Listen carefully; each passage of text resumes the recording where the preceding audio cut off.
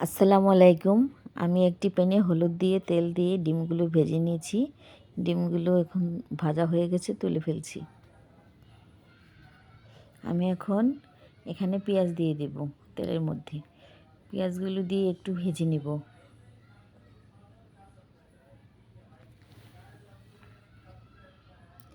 পেঁয়াজগুলো ভাজা হয়ে গেছে। এখন আমি এখানে আদা বাটা দিয়ে দিলাম, রসুন বাটা দিয়ে দিলাম। এখন একটু নেড়ে চেড়ে নেব। কাঁচা ভাবটা যাওয়ার জন্য একটু পানি দিয়ে দিলাম। একটু নাড়াচাড়া দিয়ে এখন আমি এর মধ্যে এলাচ, দারচিনি, লং এগুলো সব দিয়ে দিলাম।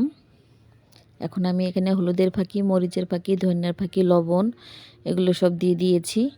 এগুলো এখন ভালো করে নেড়ে চেড়ে ভালো করে কষিয়ে নিব। আমার কষানোটা হয়ে গেছে। এখন আমি এখানে আলু দিয়ে দেব। আলু দিয়ে ভালো করে নেড়ে চেড়ে একটু পানি দিয়ে আমি এটাকে ভালো করে কষিয়ে নেব।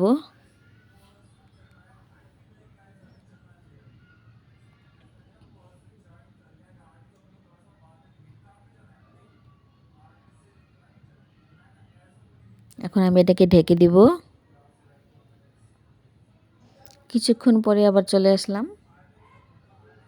এটাকে একটু নেড়ে দিচ্ছি, আবার ঢেকে দেব। কয়েক মিনিট পরে আবার চলে আসলাম, একটু নাড়া দিয়ে দিই।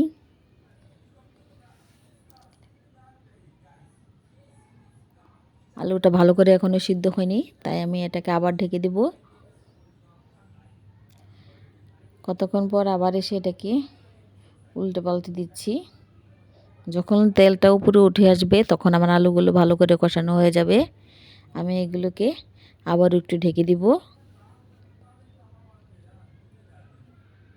কয়েক মিনিট পরে আবারও চলে আসলাম। এখন আমার আলু কষানোটা হয়ে গেছে। এখন আমি এখানে পানি দিয়ে দিয়েছি, ঝোলের পানি, এবং যে ডিমগুলো ভেজে রেখেছিলাম ওগুলো এখানে দিয়ে দিলাম। এখন ঢেকে দিব বলক ওঠার জন্য।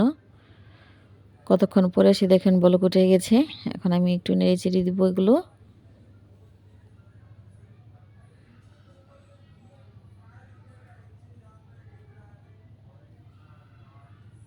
ঢেকে দিলাম আরও হওয়ার জন্য। কিছুক্ষণ পরে সেখানে জিরার ফাঁকি দিয়ে দিলাম। জিরার ফাঁকি দিয়ে আবারও ঢেকে দিলাম। তার কিছুক্ষণ পরে এসে আবারও আমি তরকারিটা, দেখুন আমার তরকারি রান্নাটা হয়ে গেছে। এখন আমি এটা একটা বাটিতে পরিবেশন করব। দেখুন আমার তরকারিটা কেমন হয়েছে। সবাই ভালো থাকবেন।